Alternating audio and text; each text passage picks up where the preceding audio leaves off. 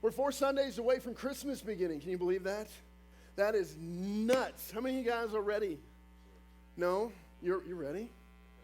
I was going to say, how many of you guys have bought all your gifts already? You're ready to go. Man, look at you pre-planning people. That's amazing. I'll tell you what, that's really good. I'm close, believe it or not. Usually we go out the week before and buy everything in one fell swoop. Anybody do that? You go out like the Friday before Christmas, you're like, okay, we got to get everything. We have no choice. You know, it's like the pressure, the tyranny of the urgent. That's usually the way we are. We are not that way this year, so that's cool.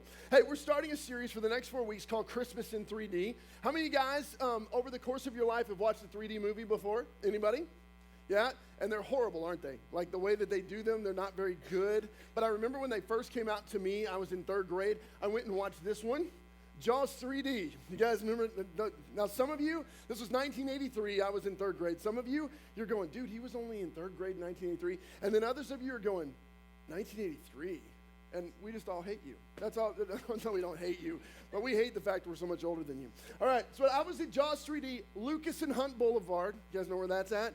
My grandma lived on, well, it was right up from Lucas. It was Lucas and Hunt, wasn't it? She lived off of Lucas and Hunt Boulevard. There was a movie theater right out in front of the JCPenney. And me and my brothers, we went and watched Jaws 3D. And I remember sitting in about the 5th row back. And I remember my brother was here, my other brother was here, and I'm here. And I look up, and this dude gets his leg bit off by Jaws. And the leg is floating at my head. And I'm going, this is the craziest thing I've ever seen. And it was like movies began to become, kind of come off the page and show themselves and introduce themselves to us in a completely different way, right? And that is what 3 dimensions are supposed to do. You know, 1 dimension is pretty flat, 2 dimension a little bit more. 3 dimension, you're seeing things in a whole new revelation to you, okay? What I would love to do this Christmas is take the next 4 weeks and talk about how to bring God into a 3-dimensional understanding of who he is for you, and in turn show you how he calls you to live a 3-dimensional life, all right? Did you know, just a little bit side note because I'm ADD and that's who I am, chasing squirrels. Guess when the first 3D patent came out. What year did they patent 3D technology? Go ahead. Just yell it out. It's okay. Not all at once. Just guess. Come on. In the 90s? Oh, I was going to say, I watched it in 1983, not the 90s. The 70s, okay. Someone, the 50s? Who said over here? 65. Okay, anybody else? 1890 was the patent for the first 3-dimensional movie. Is that crazy? 1890. You can go on the Google. It's true. Everything's on Google. Actually, it's on Wikipedia. So anyway, it's on there, I promise. So first 3D movie comes out in 1890. What it does is it brings life to the movies in a way that we've never seen it before. You see a whole new edge, a whole new angle. It brings things right front and center to who you are. That is what I want us to accomplish this Christmas. If you got your Bibles, do me a favor. Go to the book of Luke, and we're going to be looking at the guy you just watched on the screen. You may or may not know his story. Doesn't matter. By the end of this, you will. Luke chapter 1, 5 through 25 is where we're going to be. His name is Zechariah. Let me give you a little bit of background on who he is, okay? Zechariah is a priest. I'm a preacher. Zechariah is a priest. If you come out of a Catholic background, he's not the same kind of priest as the priest you have in the Catholic Church, okay? The difference is I get up on Sunday morning and I speak to you on behalf of what God wants to say to you out of his word.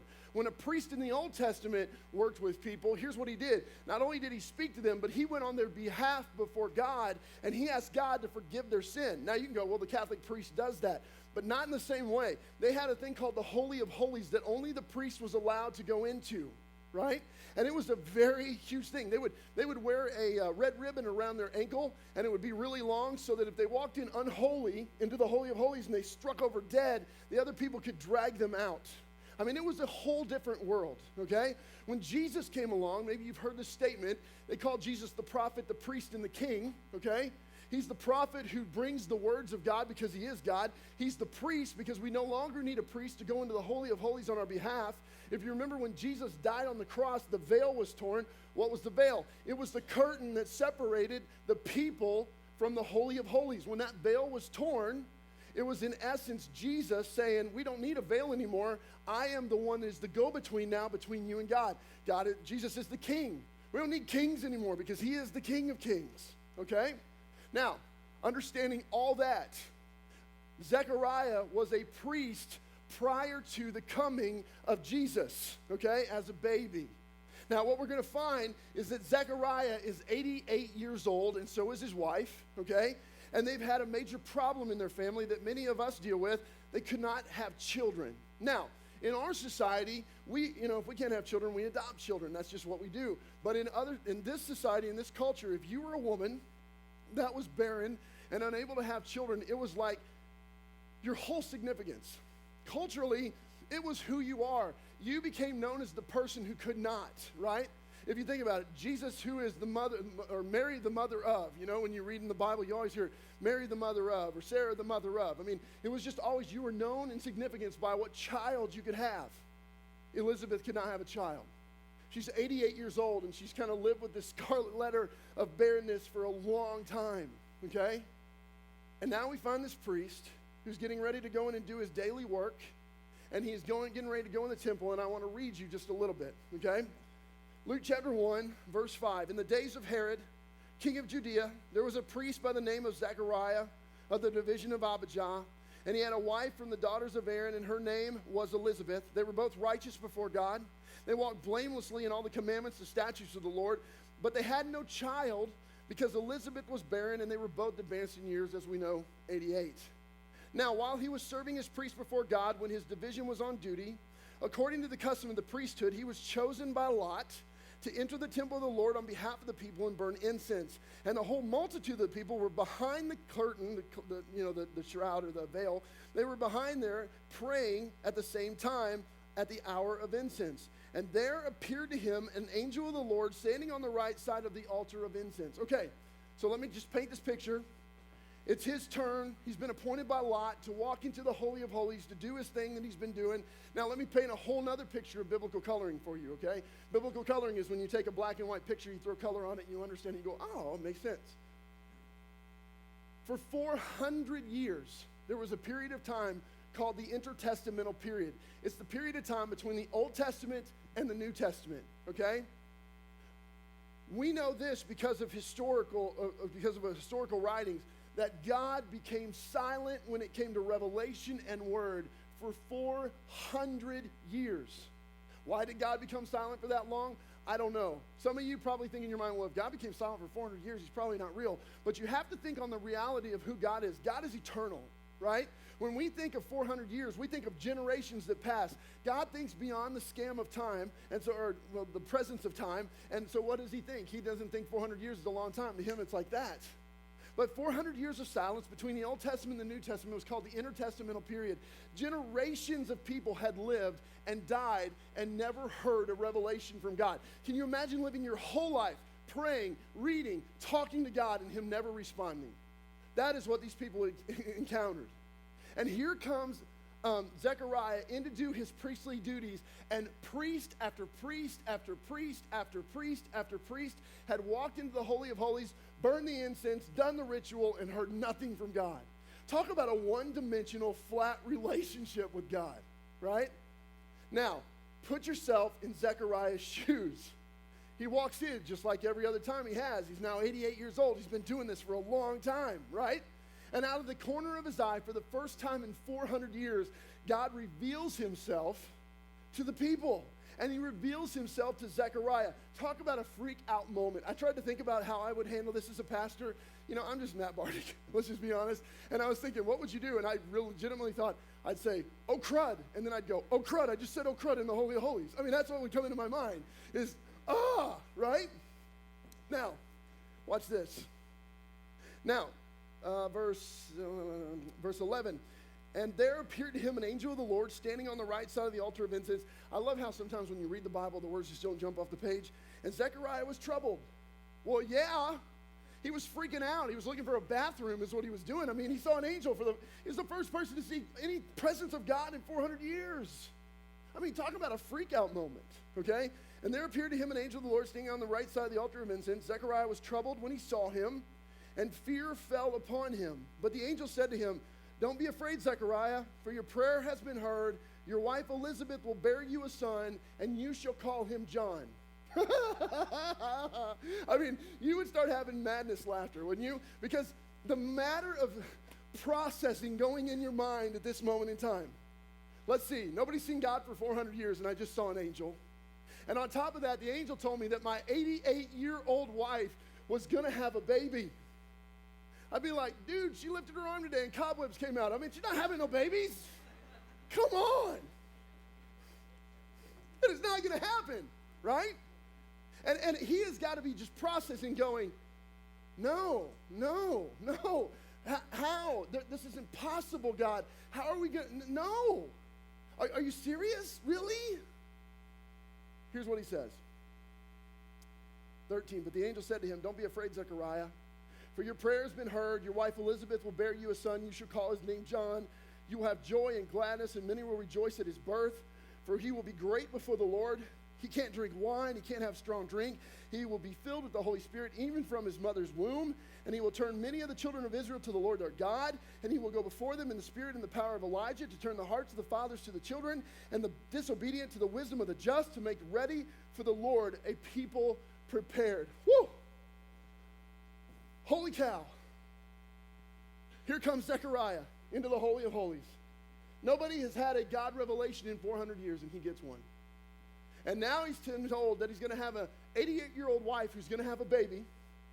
And not only is she going to have a baby, but he is going to be the precursor of Jesus Christ. And he is going to tell everybody what they need to do in order to make their paths straight and prepare themselves for God. And a crisis of belief would be an understatement in the life of Zechariah at this moment in time. See, Zechariah has a choice right here, okay? Zechariah has a choice to step up and be a three-dimensional liver of God, or he has a chance to go, impossible, not going to happen. I'm fine with my two-dimensional living. I'm just going to walk out right now, and we're not going to act like this ever happened, and I'm just going to move on, right? Let's be honest for a moment. Some of you have been, maybe not in Zechariah's situation, but you've been in a similar situation, haven't you? Where God called you to more, and you said, no, I'm pretty good with my two-dimensional living. And what you don't realize is God was on the cusp of doing something in Zechariah that very few people get the opportunity to ever happen in their life. He was going to walk into three-dimensional living with God that was going to enrich him and challenge him and make him go, holy cow, I know God like no one else knows God right now. And he was having a crisis of belief. You see, I believe that God does this all the time. God says, hey, I want you to step up and I want you to do this. And you're like, man, I don't know, God, I'm tired. I've had a lot of things going on, man. I just don't know I don't think success in this, and I don't think it can happen. And God's going, I know it looks impossible, like an 88-year-old woman having a baby, but I'm telling you, if you'll trust me, I'll make this happen. God, I don't know if I can fix my marriage. Man, if an 88-year-old woman can have a baby, God can fix your marriage. Man, God, I don't know if I can get my finances fixed. God, I don't know if I can do this. I don't know if I can walk away from this addiction. I don't know if I can walk away from that sin. God, I just don't know that I'm strong enough. And we have a choice in that moment to step back into just one-dimensional, two-dimensional living, or to step forward and go, I want to live the way you call me to live, God. I want to live three-dimensionally. My wife and I experienced that pretty heavily recently. I have a son 16 and a son 13, born in 2000, 2003, and when my son in 2003 was born, my wife was what's called Rh negative. It's where you have these antibodies in your body that if you have another child, the antibodies fight it and they kill it, okay? So you have to be really careful with them. They have a thing called like a titer account that gets up, and if you're a doctor, you know what I'm talking about. If you don't, you're going, it doesn't matter, right? We kind of knew that we weren't going to be able to have kids beyond that. In 2011, 2012, well, let me back up. In 2007, I was working out with a guy named Andy Wells, who was an ear, nose, and throat doctor. Andy Wells and I were working out. We go into the locker room. He goes, pray for me. We're going to adopt a little girl from China. And I said, you're kidding. We've always wanted to adopt a kid because we couldn't have any more. How much does that cost? He goes, 30 grand. And I went, that's why we've never done it. And I went and got a shower. And I didn't think anything of it. And I came back out, and Andy Wells looks at me, and I thought God was just beginning to move in our life. He goes, dude, you serious about adopting? And I said, yeah. He goes, I'll give you the $30,000. And I go, no, you're not going to give me $30,000. He goes, I'm not giving you $30,000. I'm giving a little girl that doesn't have life $30,000. And I can't think of a better way to spend my extra income. And I was like, man, wouldn't it be nice to have $30,000 in extra income? No, I'm just kidding. But that's what he said, right? And I said, man, okay. And so we started this journey. Year 1 passed and went, and no child. Year 2, year 3, year 4, year 5, year 6. And in between that, my wife and I had lost 2 babies because, we just have a hard time having them. And we moved here. And CCAI, the Chinese company that helps us adopt children, called and said, man, this is never going to happen. And I don't remember if it was here or maybe it was even back in Orlando. I looked at my wife and I go, man, we just need to shut this down. And I just watched myself kind of move back into 2-dimensional living when it came to what we were called to do. And Betsy steps forward and she goes, you know how you're called to be a pastor? And I said, yeah. She goes, well, I'm called to be a mom of adopted kids. And if I don't do this, I'm in sin, just like you'd be in sin if you went and sold cars instead of being a pastor. So let me do this. And I felt like a jerk, right? Okay. And we kind of decided, hey, well, what will be will be. And we moved here, and God gave us Titus. Well, he gave us Isaac first as a foster child. Then he gave us Titus. We adopted Titus, if you don't know, 2 Tuesdays ago. It was a really cool thing. Yeah, really cool thing. That's okay. Yeah, awesome. You don't have to clap. But that's not the biggest thing. Prior to adopting Titus about 14 weeks ago, I walked down the stairs and my wife looked at me with this weird look and she goes, hey, I'm pregnant. And I went, what? Are you serious? And so we are. We're 14 weeks pregnant with our 5th child. Yeah, pretty cool. And I say all that to say, what would happen if in that moment I would have stepped back and said, I'm pretty content with 2-dimensional living. I'm pretty content with not trusting you for something greater, God. Can I tell you how I felt in the moment back in 2011, 2012? I felt tired of trying. I felt like just God didn't care. I felt like we'd been all down this road and, God just wasn't answering that prayer and we just needed to move on and we just need to get over ourselves and you know what? God wasn't listening and I just need to just get over myself and be happy that I have 2 healthy kids. And that's what I said at the time. Well, we have 2 healthy kids. Let's just be happy with that. And it was my way of saying, hey, you know what? I'll just hunker down and I'll live 2-dimensionally. And my wife, thank God, she's smarter than me. She wouldn't let me do it. And we lived this 3-dimensional, trust-filled walk with God. What happens when we don't live 3-dimensionally? Let me show you what God does. Let's go back into the scripture real quick. Verse 18, God through Gabriel, has explained everything to Zechariah, and Zechariah's response is, how do I know you're serious? Seriously? I mean, what kind of stupid question is that? I mean, really, when you really think about the scripture, for 400 years, no one has heard from God. You walk in the Holy of Holies, and an angel appears before you, and you hear from God, right? Isn't that good enough? But on top of that, he tells you that your 88-year-old wife is going to have a baby, and that he's going to be the forecomer of Christ, and that he's going to do amazing things. And you sit there and you go, how can I be sure? It's him, and it's us all in one going, man, I'm tired of my problems. I'm tired of my struggles. I'm tired of the way I've been let down, the way I've been hurt, the way I've been wounded, the way I've been stolen. Things have been stolen from me. And I'm not willing to put myself out there again, and I'd just rather live 2-dimensionally. That's just us. That's just him. I guarantee you he's thinking, we're 88 years old now. I mean, be serious. How am I supposed to live now? Why didn't you give it to me when I was 30? When I could chase it around and actually hit a ball with it? Them. It's a bad. Sorry. Anyway, I'm sure all those thoughts came through his mind. But what he missed, right? What he was missing was God was going to make his son more special than majority of people that will ever walk this earth. Because he had this plan that was bigger. And all he was asking of Zechariah was to live a little 3-dimensionally. Instead of hunkering back and just surviving. I think a lot of Christians, hear me when I say this, a lot of Christians, they just sit in that seat, they fog a mirror, they listen to some dude talk way too fast, and they just go, hey, you know what, I'm pretty content with 2-dimensional living. And they miss what God would have for them. So what does God do? Zechariah says to the angel, how shall I know this? For I'm an old man, my wife is 88. And the angel answered and said, dude, I'm Gabriel. I stand in the presence of God. You've seen no one for 400 years. You're seeing me. Come on, duh check right now. And I was sent to speak to you and bring to you this good news. And then he says this to him. And behold, you're going to be silent until your child is born. This is where I want to rest today. I want you to think about, why would the angel Gabriel tell him, you're not talking anymore? Why did he do that? The number one reason I think that Gabriel said, hey, dude, you're not talking anymore, is I think we talk ourselves out of so many things that God wants us to do in our life. He calls us to something greater and we go, oh, I'm totally incapable of that. He tells us that he's going to restore us in some way and we go, no, I fell too far for that. He tells us he's going to heal us from addiction or he's going to heal us from some kind of thing that we're struggling with, and we go, there is no way that will happen. And Satan uses our voice to tell ourselves that God could never fix the brokenness that I feel inside. And so it's like he looks at Zechariah and he goes, you're not talking anymore, dude. I'm just going to shut you up for a while. Some of us, let's be honest. If we stopped talking about what we couldn't do, God would do a whole lot more through us, wouldn't he? How many times have you talked yourself out of what God wanted you to walk away from or do or step up to be? And you said, oh, no, that's not me. It's not the right time. I don't think I could. I don't think I'm big enough. I don't think I'm good enough. I don't know that God could use me. But he took an 88-year-old woman and put a baby in her. Holy cow.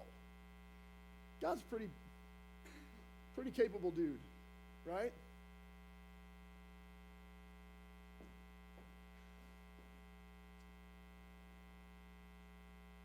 Let me read you this again. And Zechariah said to the angel, how can I get to know this? For I'm an old man. My wife, she's 88. And the angel answered him and said, I'm Gabriel. I stand in the presence of God. You don't have to wonder. I was sent to speak to you. I was sent to bring you this good news. And behold, I'm sorry, I lost my place there. And behold, you will be silent and unable to speak until this day happens. Why would God take his ability away to speak until that day happens? You have any ideas? You have any thoughts? Here's one for you, right?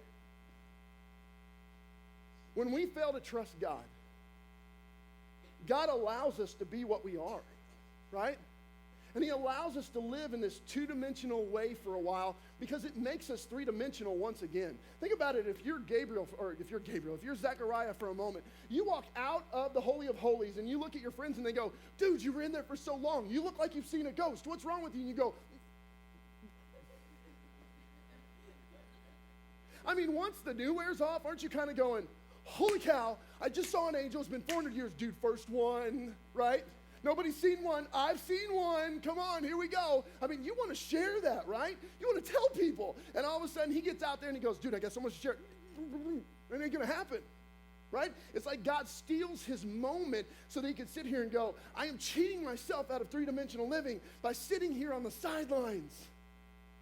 Imagine, you get to walk through the streets of town and go, I was the first one to see God, and he told me my son is going to be the precursor to his son. How about that one? How about them apples, right? And he doesn't get to say anything because his two-dimensional living left him silent. Let's be honest. Some of you, your two-dimensional trust in God right now has left you a very silent Christian, hasn't it? God's asked you to step up and do something. You went, no way, I cannot do that because you're speaking the things that are not true of God. He goes, hey, I want you to work with students or children. You go, I hate children, right? And God's like, but I'm going to teach you to love them. You cannot teach me to love children. I hate them, right? And God's going, but I made an 88-year-old woman pregnant. And you're going, I don't care, right? But I want you to serve. I want you to work with these people. God, you don't know these people. They got all kinds of issues. I don't know that I can help them. I mean, I don't know that I'm capable. You need to get somebody else. And God's going, but I chose you. Maybe God's telling you, hey, go talk to your neighbor next door who really needs me. And you're going, dude, you met my neighbor? Like, she kicks her cat every day. She's not a nice lady. Why am I supposed to be the one? Because I've called you. And if you step up and you become three-dimensional for God, the experiences you have with God will thrust your walk forward. Man, do you know how cool it is to stand on this side of 2007 when our greatest hope was that we would get a little girl from China, and God not only gave us Titus, and he's got Isaac in our life, but now we're going to have another one that's going to be another boy. Yes, it's going to be a boy, Betsy. Don't know how to do the girl thing. Going to be a boy. She's convinced it's going to be a girl. Man, I'm fighting it with everything I am. Now, the third reason that I think is the most important reason that God made Zechariah silent is, do you realize how three-dimensional in this moment God was becoming to people? He was saying, hey, I love you so much that I've come up with a plan that is going to show myself three-dimensional to a very one-dimensional religious culture right now. I'm going to send you my son because I love you so much. And he is going to die for you. He is going to become the sacrifice for you. I'm going to three-dimensionally place him in your life and show you how to live. And I think the reason that he silenced Zechariah, if you want to be really honest with you, is because what do we in our lives try to do? We try to fix things with the flurry of activity, right? We just kind of run around and try to fix everything, and nothing was going to fix our salvation except for God.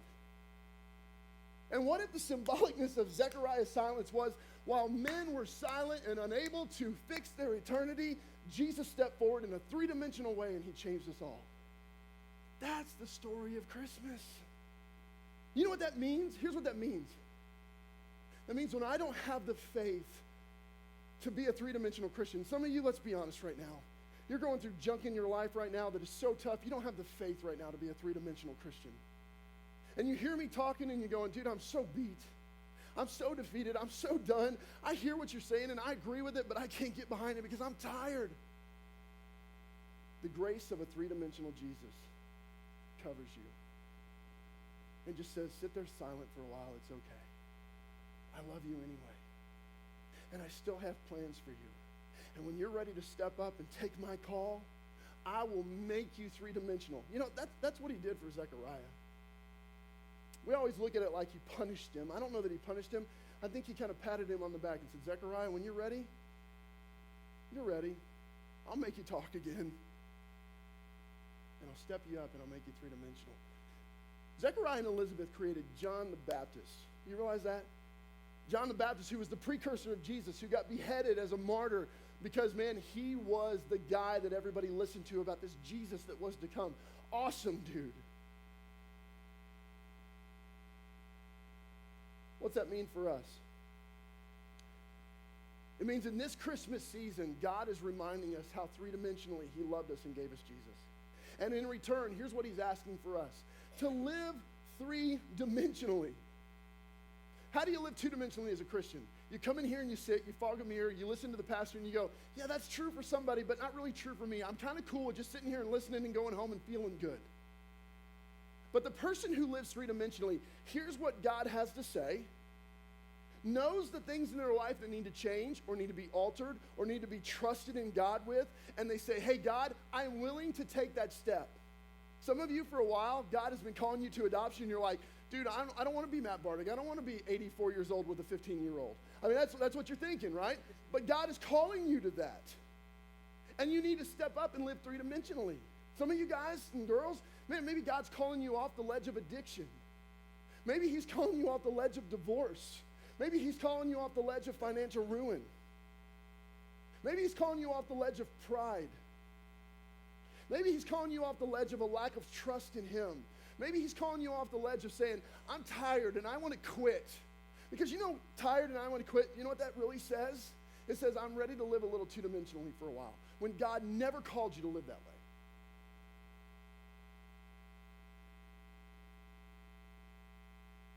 And maybe just right now is in this season when God reminds us how three-dimensional he is,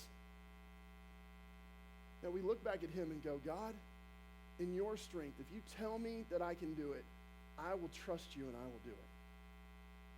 88-year-old baby, come on, 88-year-old lady having a baby. Let's do it. Let's just get this done. Let's make this happen. It's possible through God. With God, all things are possible. I don't care how broken or defeated or lost you are right now.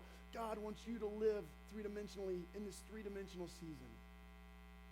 So what is he calling for from you? Will you do me a favor? The band's going to come up. Would you bow your head and close your eyes for just a second? And would you just ask God, God, is my life three-dimensional or is it just two-dimensional and kind of flat right now? Am I trusting you for everything, God? Am I doing everything that you're asking me to do to live three-dimensionally? Or am I wanting to sit back and relax, and am I comfortable with the status quo? Just be honest with him. Just admit it, right? I love the fact that Zechariah goes, and how am I going to do this? I mean, that's just him going, I know you're God, but seriously? It's okay to say that to God. That's why we have Jesus. It's called grace. Just be honest. But here's my next challenge to you. In this three-dimensional season, when Jesus reminds you just how three-dimensional he is, what if you step back to him and said, because you were three-dimensional for me, God, I will be three-dimensional for you. I already know what God has asked me to do, and you know what I said to him the first thing? That's impossible. I don't know that I can accomplish that. You know what he said to me? Hey, man, an 88-year-old woman had a baby. It is possible. Trust me, I can do that in your life. And I'm trusting him. Will you trust him?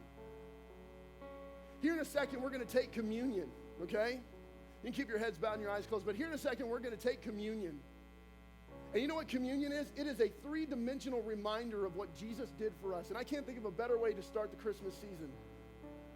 And every time I take communion, here's what I ask of God. God, what do you want to change in me? What do you want to do in me? What do you want to make of me? Do it, God. It's my time to give him permission to make me three-dimensional once again. So as the band plays, all I want you to do is with your head bowed and your eyes closed, God, what do you want from me? How can I be more three-dimensional in this season for you?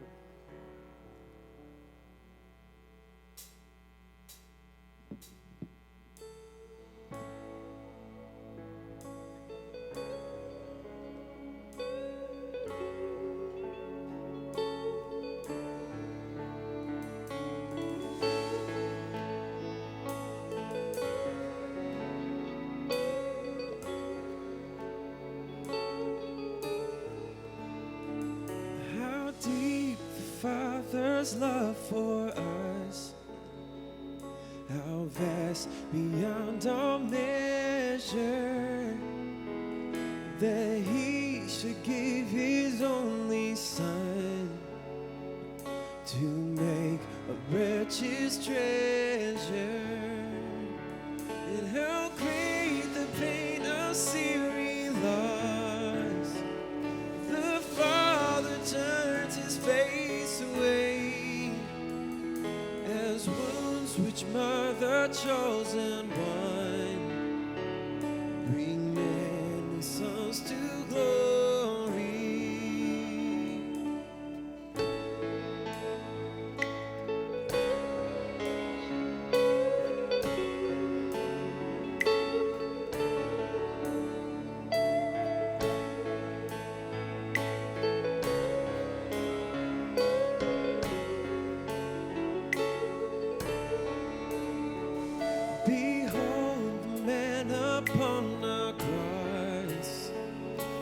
Sin upon his shoulders, ashamed I hear my mocking voice call out among the scoffers.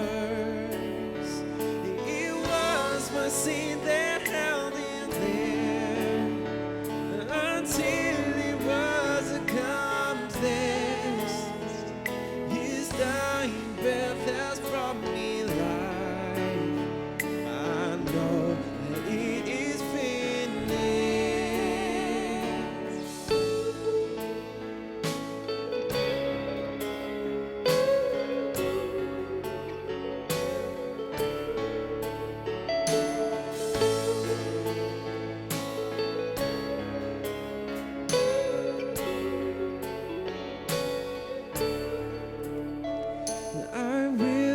Boast in anything, no gifts, no power, no wisdom, but I will boast in Jesus Christ, his death and resurrection.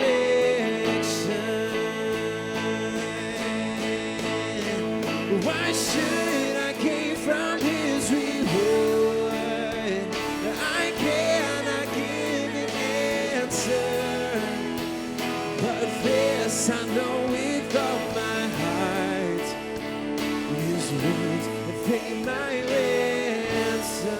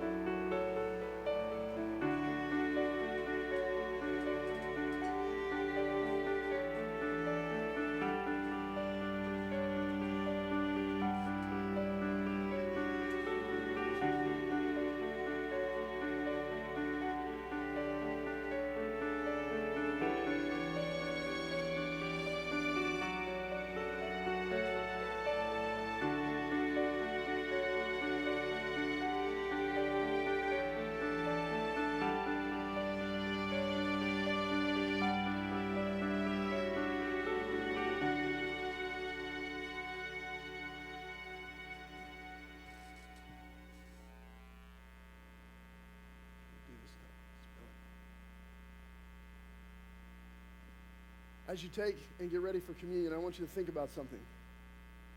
This is the Holy of Holies. You understand that? Back in the day, the Holy of Holies was only for the priest because there was no Jesus. And we take communion as a reminder that we are in the presence of God just when we talk to him now. When Jesus was talking to the disciples that day, here's basically what he was saying.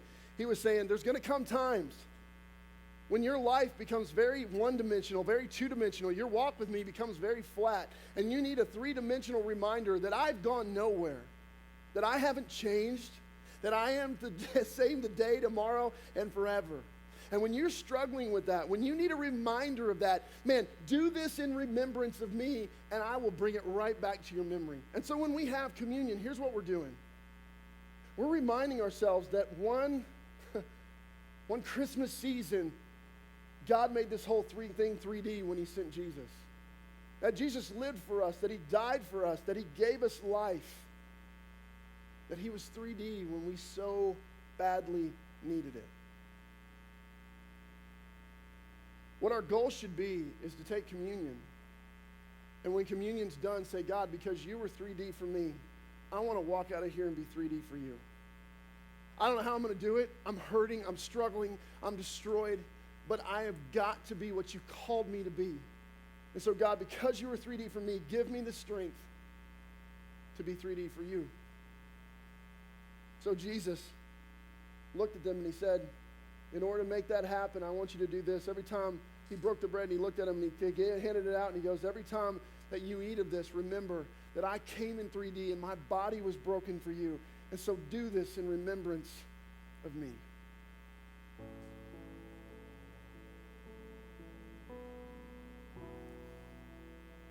And he poured him all a glass of wine and he held it up and he said, this is my blood. Man, can you think of a more 3D way to tell somebody you love them than to shed your blood for them? That's what he did. And he died for us. I mean, think about that. He said, every time that you see this cup, it's a 3D reminder that I made a blood covenant with God for you, that I took your sin. So every single time that you drink of this cup, do that in remembrance of me.